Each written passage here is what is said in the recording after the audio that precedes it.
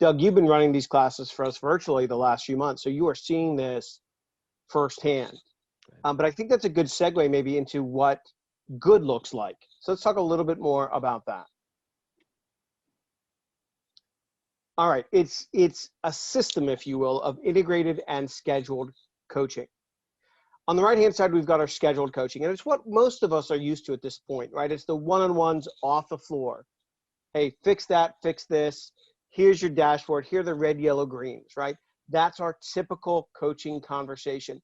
Most organizations spend about 55% of their time on this type of conversation, when in reality, as we see the bottom right, we should be spending about 25% of our time on this type of conversation.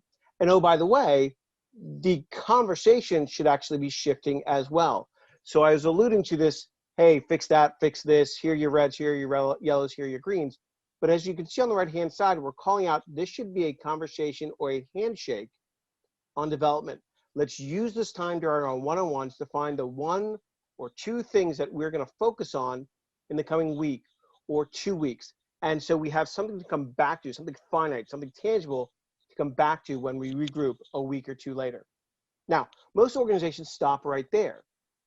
But when you are a low effort organization, you also incorporate the second part of the system, which is the integrated coaching piece over on the left-hand side of the page. And as you can see here, 75% of our time should be spent on this type of coaching.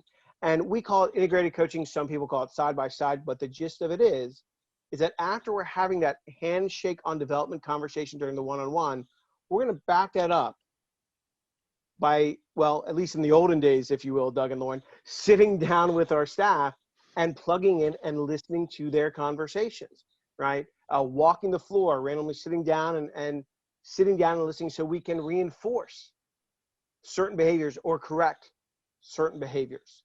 Yeah.